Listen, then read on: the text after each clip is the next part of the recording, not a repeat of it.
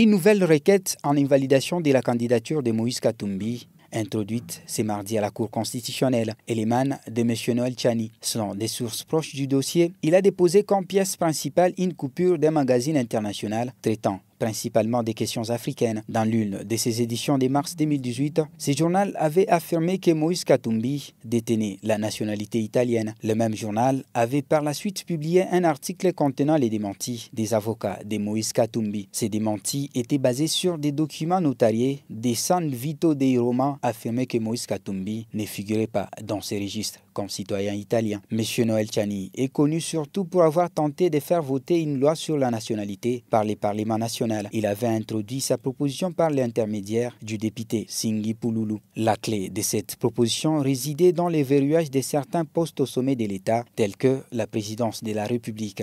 Ces postes devraient être réservés, selon lui, uniquement aux personnes nées de pères et de mères congolais. Plusieurs observateurs avaient estimé que M. Noël Tchani visait spécifiquement Moïse Katumbi, dont l'un de ses parents est congolais. Il s'agit de sa mère. Cette proposition n'a jusqu'ici été alignée pour débat et délibération au sein du Parlement national. Moïse Katumbi est visé également par une autre requête en invalidation émise par un certain Junior Tuvadi. Celle-ci a peu de chances pour être examinée par la Cour constitutionnelle. La loi électorale dispose que seul un candidat président peut déposer une requête en invalidation contre un autre candidat président.